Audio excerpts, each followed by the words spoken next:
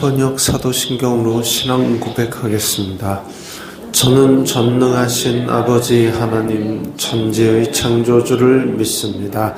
저는 그분의 유일하신 아들 우리 주 예수 그리스도를 믿습니다. 그분은 성령으로 잉태되어 동정녀 마리아에게서 나시고 본디오 빌라도에게 고난을 받아 십자가에 못 박혀 죽으시고 장사된 지 사흘 만에 죽은 자 가운데서 다시 살아나셨으며 하늘에 오르시어 전능하신 아버지 하나님 우편에 앉아 계시다가 거기로부터 살아있는 자와 죽은 자를 심판하러 오십니다. 저는 성령을 믿으며 거룩한 공교회와 성도의 교제와 죄를 용서받는 것과 몸의 부활과 영생을 믿습니다. 아멘. 거룩하신 하나님 아버지 감사합니다. 간밤에도 편히 쉬게 해주시고 새벽에 기도하는 자리에 불러주시니 감사합니다. 이 시간 저희들 마음 중심으로 주님을 경외하게 하여 주시옵소서. 예수님 이름으로 기도드리옵나이다. 아멘. 찬송가 325장입니다.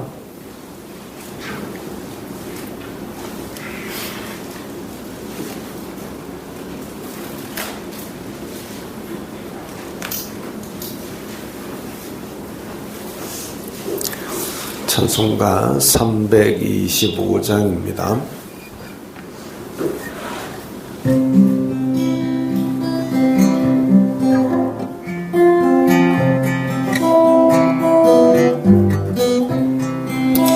예수가 함께 계시니 시험이 오나 겁없네. 기쁨의 근원 되시는 예수를 위해 삽시다. 날마다 주를 섬기며 언제나 주를 기리고 그 사랑 안에 살면서 딴 길로 가지 맙시다. 이 세상 사는 동안에 주 이름 전파하면서 무한한 복락 주시는 예수를 위해 삽시다. 날마다 주를 섬기며 언제나 주를 기리고 그 사랑 안에 살면서 딴 길로 가지 맙시다. 이 세상 친구 없어도 예수는 나의 친구니 불의한 일을 버리고 예수를 위해 삽시다. 날마다 주를 섬기며 언제나 주를 기리고 그 사랑 안에 살면서 딴 길로 가지 맙시다. 주께서 심판하실 때 잘했다 칭찬하리니 이러한 상급 받도록 예수를 위해 삽시다. 날마다 주를 섬기며 언제나 주를 기리고 그 사랑 안에 살면서 딴 길로 가지 맙시다. 아멘. 오늘 말씀은 마가복음 9장 1절부터 13절까지의 말씀입니다.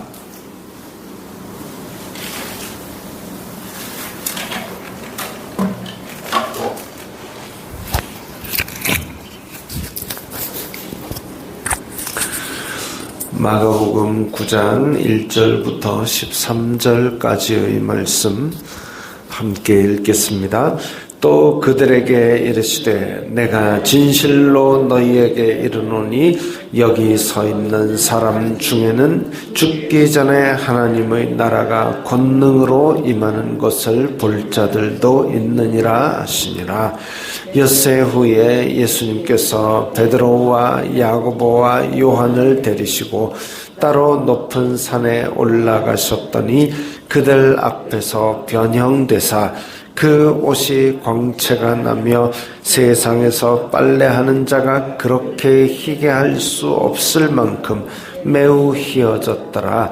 이에 엘리야가 모세와 함께 그들에게 나타나 예수님과 더불어 말하거늘 베드로가 예수님께 고하되 랍비여 우리가 여기 있는 것이 좋사오니 우리가 초막셋을 짓되 하나는 주님을 위하여 하나는 모세를 위하여 하나는 엘리야를 위하여 하사이다 하니 이는 그들이 몹시 무서워하므로 그가 무슨 말을 할지 알지 못함이더라. 마침 구름이 와서 그들을 덮으며 구름 속에서 소리가 나되 이는 내 사랑하는 아들이니 너희는 그의 말을 들으라 하는지라. 문득 둘러보니 아무도 보이지 아니하고 오직 예수님과 자기들 뿐이었더라. 그들이 산에서 내려올 때에 예수님께서 경고하시되 인자가 죽은 자 가운데서 살아날 때까지는 본 것을 아무에게도 이르지 말라 하시니 그들이 이 말씀을 마음에 두며 서로 문의하되 죽은 자 가운데서 살아나는 것이 무엇일까 하고 이에 예수님께 묻자와 이르되 어찌하여 서기관들이 엘리야가 먼저 와야 하리라 하나이까. 이르시되 엘리야가 과연 먼저 와서 모든 것을 회복하거니와 어찌 인자에 대하여 기록하기를 많은 고난을 받고 멸시를 당하리라 했느냐. 그러나 내가 너희에게 이르노니 엘리야가 왔으되 기록된 바와 같이 사람들이 함부로 대우하였느니라 하시니라. 아멘. 또 그들에게 이르시되 내가 진실로 너희에게 이르노니 예수님께서 중요한 말씀을 하실 때에 진실로 너희에게 이르노니 이 어구를 붙여서 말씀하시는데 여기 서 있는 사람 중에는 죽기 전에 하나님의 나라가 권능으로 임하는 것을 볼 자들도 있느니라 하시니라. 그러면 하나님의 나라가 권능으로 임한다라는 것을 거기 있는 제자들이 본다라는 게 과연 어떤 의미입니까?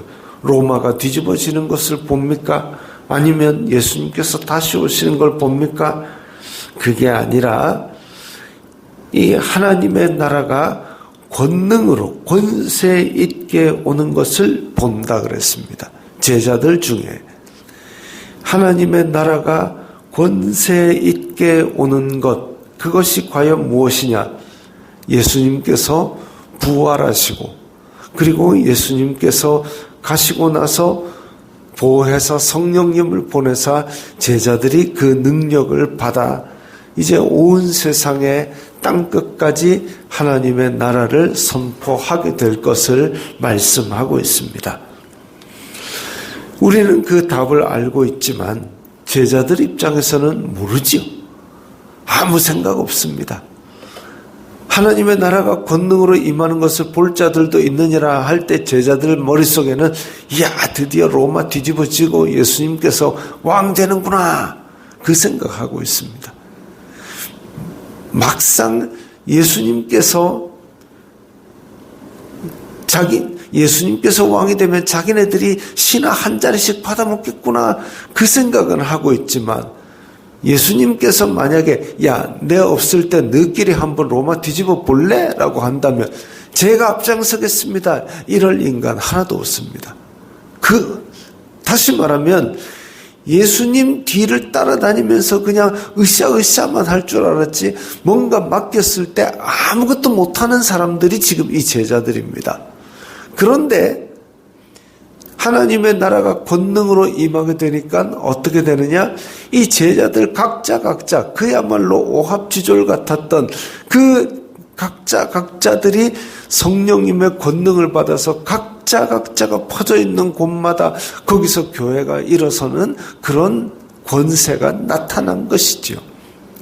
우리도 마찬가지입니다. 지금 우리가 앉아 있지만 우리에게 성령님의 능력이 있다면 나중에 뭔 일이 있을 때에 우리 각자가 흩어지더라도 우리 각자가 있는 곳에서 하나님의 교회가 세워질 줄 믿습니다.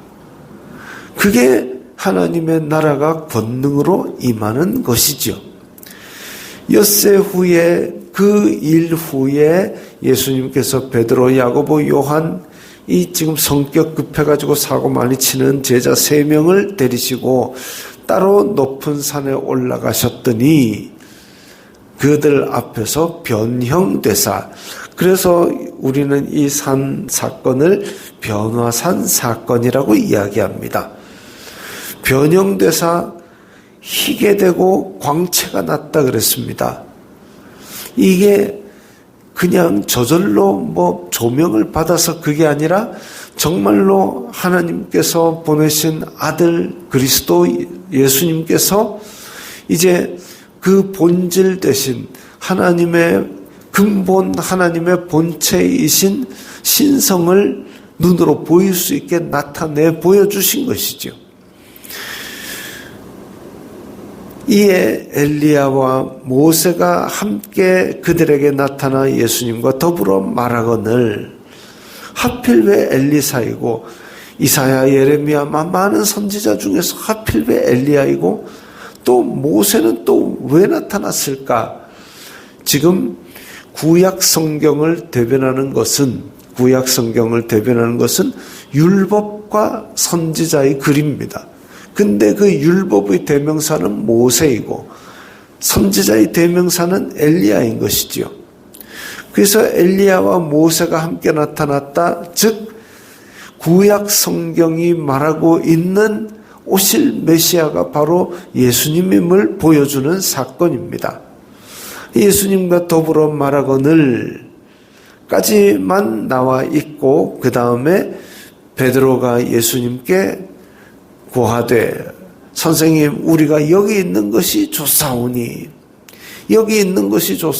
왜 좋으냐? 지금 예수님께서 빛이 번쩍번쩍 나고 있고 엘리야와 모세가 물론 어떤 사람인지는 영적인 깨달음으로 알게 된 것이죠. 엘리야의 얼굴을 알았겠습니까? 모세 사진이 있었겠습니까? 근데 그를 보았을 때 저분이 엘리야구나, 저분이 모세이구나라는 것을 지금 이 베드로, 요한, 야고보는 깨달은 겁니다.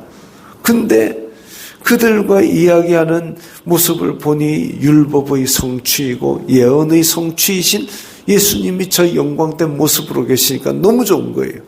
그래서 그 산 위에 초막 짓고 엘리야도 살고 모세도 살고 같이 살고 싶어요 라고 이야기했지만 이는 그들이 몹시 무서워함으로 그가 무슨 말을 할지 알지 못함이더라. 지금 베드로가 자기가 지금 뭔 말하는지도 모르고 그냥 여기가 좋사오니 이러고 있는 겁니다. 아무런 의미가 없는 말이죠. 우리가 때로는 은혜를 받고 때로는 예전에 이제 80년대 성령운동 크게 일어날 때 막 산상 집회, 기도원에서 부흥 집회 막 하면 사람들이 올라가서 은혜 받고 거기서 머물면 안 된다 이거죠. 거기서 주여 여기가 좋사오니 기도원에 막 천막 치고 살고 그래서는 안 된다 이거죠. 산 밑으로 내려가야 됩니다. 산 밑에 뭐가 있느냐? 내가 오늘 해야 될 일이 있고, 산 밑에 뭐가 있느냐? 내가 사명받은 해야 될 일이 있는 사람들이 있습니다. 그 사람들에게 가서 복음을 전하는 것이 이 땅에서 우리가 해야 될 일이지, 주여 여기가 좋사오니 하고 거기 눌러 앉아 있으면 십자가도 없고 구원도 없고 그야말로 이제 사명이 중단되는 겁니다. 그거 아니죠. 그래서 무슨 말을 할지 알지 못하고 지금 그냥 여기가 좋사오니 그거 아니다. 마침 구름이 와서 그들을 덮으며 이는 내 사랑하는 아들이니 그의 말을 들으라 하고 성부 하나님의 음성이 들린 후에 이제 그 환상 변형은 끝났습니다. 모세 엘리야도 없습니다. 그리고 예수님께서 원래 같이 다니던 그 모습대로 내려가야죠. 그들이 산에서 내려올 때에 예수님께서 경고하시되 내가 죽은 자 가운데서 살아날 때까지 부활하기 전까지는 여기서 본 것 얘기하지 말아라. 왜 얘기하지 말아야 되느냐? 이게 지금 모세와 엘리야, 율법이 말하고 예언이 말하던 그 메시아가 나라는 것을 어디 가서 얘기를 해버리면 이제 또 골치 아파지고 복잡해지고 바리새인들 서기관들이 죽이려고 달려드는 것 때문에 그것 때문에 오히려 복음이 전파되는데 방해를 받아도 하나님의 복음은 전파될 것인데 굳이 방해를 내가 만들 필요 있느냐라는 겁니다. 이게 지혜지요. 예전에 무슨 일제강점기나 6.25 때 공산당 이 군인들이 쳐들어와가지고 교회를 박해하고 그럴 때에 그 마을 사람들 모아놓고 지금 위협하고 있을 때에 나는 예수님 믿는다. 굳이 얘기할 거 없습니다. 그렇지 않아도 예수님 믿는 자 박해받는 건 뻔한데 굳이 나는 예수님 믿는다 해가지고 해봐야 일찍 총 맞아 주는 것밖에 없는 거죠. 그겁니다. 죽은 자 가운데서 살아날 때까지는 본 것을 아무에게도 이르지 말라. 전하라는 사명을 아직 주시기 전까지는 굳이 방해를 애써 받으려 하지 말고 복음 전하는 것, 그것을 지금 순탄하게 만드는 게 필요하죠. 그게 지혜입니다. 그들이 이 말씀을 마음에 두며, 자, 베드로, 야고보, 요한 성격 급하기로 하면은 2등가라면 서러운 인간들인데, 이 인간들이 이 말씀을 마음에 두고 말하고 싶어가지고 입이 근질거려갖고 어째 참겠습니까? 야, 우리 산에서 그냥 예수님 빛나고 그냥 모세 나오고 엘리야 나오고 와, 그냥 그 말을 참기가 정말 힘들었을 겁니다. 그러나 마음에 두고 지금 아직 부활이 뭔지 깨닫지 못하고 있지만 그냥 마음속에 꽁꽁 묻어두고 믿음의 비밀을 간직한 거죠. 우리도 그렇습니다. 우리도 뭔가 꿈에서 뭐 봤다, 기도하다, 뭐 깨달아졌다 할 때 그거 마음에 담아두어야 되는데 그거 담아두지를 못하고 어디 가서 야, 김집사야, 뭐 저거 내가 봤는데 꿈에서 그 얘기 하지 마십시오. 만약에 이거 아니면 내가 돌 맞아 죽는다 할 때 그 얘기를 마음대로 하겠습니까? 그거 아니죠. 이런 것들은 주여 그 놀라운 것을 보여주셨으니 이루어 주옵소서라고 기도를 해야 되는데 기도도 안 하고 그냥 여기 가서 얘기하고 저기 가서 그 얘기하는 이유가 뭡니까? 내가 이렇게 신령한 사람이다 자랑하고 싶은 거죠. 내가 이렇게 신령한 사람이다 자랑하고 싶으면 세상 속에서 내가 얼마나 빛이 되고 얼마나 소금이 된지 그 열매로 보여주십시오. 예수님께서 그 열매로 그들을 알리라 그랬지 그들이 뭐 봤나 그거 얘기하는 걸로 그들을 알리라 얘기 안 하셨습니다. 우리는 보여줄 것은 열매밖에 없고 이렇게 말씀을 마음에 두고 그걸 기도하는 것이 우리의 일입니다. 이에 예수님께 묻자와 이르되 어찌하여 서기관들이 엘리야가 먼저 와야 된다고 합니까? 그러니까 예수님께서 엘리야가 과연 먼저 왔다. 근데 사람들이 함부로 대우했다. 세례 요한 얘기하는 거죠. 세례 요한을 얘기했습니다. 그래서 광야에서 그렇게 소리 지르고 복음을 전하고 주님 오실 길을 예비했습니다. 그리고 인자는 많은 고난을 받고 멸시를 당하리라. 이 예수님께서 가실 길이 고난받고 멸시받는 십자가의 길인 것을 또 말씀하셨습니다. 예수님께서는 지금 이제 예루살렘을 앞두고 제자들에게 나 올라가면 죽을 거야. 고난받고 멸시받고 죽을 거야. 그러나 다시 살아날 거야. 분명하게 말씀을 해 주십니다. 지금 제자들은 막 이제 사람들이 막 벌떼같이 몰려들지요. 그 다음에 지금 빛나는 형상으로 변화했지요. 고난받고 멸시받고 죽는 십자가의 길은 전혀 꿈도 꾸지 않고 있습니다. 그러나 현실적으로는 그 길이 하나님께서 원하셨던 구원의 길이죠. 우리가 생각할 것은 그겁니다. 이게 진짜 하나님께서 원하시는 구원의 길이 무엇인가? 그리고 지금 내가 일상생활에서 겪는 일 가운데 예수 그리스도의 본을 받아서 내 십자가를 지고 가는 일이 무엇인가? 그걸 냉철하게 판단하는 것이 우리의 지혜입니다. 말세를 살아갈 수 있는 내 지혜지요. 여기에는 내 욕심이 끼어들면은 이게 어그러집니다. 내 어떤 마음의 악독이 끼어들면 이 십자가 내팽개치고 바리새인들 뺨을 때리게 될 겁니다. 그거 아니죠. 예수님께서는 조롱하는 무리, 멸시하는 무리들 다 품고 저들이 뭐 하는지 모릅니다라고 그들을 위해서도 하나님께 기도하셨습니다. 우리의 십자가는 그런 거죠. 그리고 사도 바울은 이 십자가 말고는 자랑할 게 없다라고 예수님 뒤를 그대로 따라갔습니다. 우리도 마찬가지죠. 우리도 일상생활 가운데서 이 예수 그리스도의 십자가를 지는 일이 무엇인가 그걸 생각하면서 냉철하게 예수님 뒤만 따라갈 수 있는 그런 지혜를 가지게 되기를 바랍니다. 주기도문하겠습니다. 하늘에 계신 우리 아버지의 이름을 거룩하게 하시며 아버지의 나라가 오게 하시며 아버지의 뜻이 하늘에서와 같이 땅에서도 이루어지게 하소서. 오늘 우리에게 일용할 양식을 주시고 우리가 우리에게 잘못한 사람을 용서하여 준 것 같이 우리 죄를 용서하여 주시고 우리를 시험에 빠지지 않게 하시고 악에서 구하소서. 나라와 권능과 영광이 영원히 아버지의 것입니다. 아멘.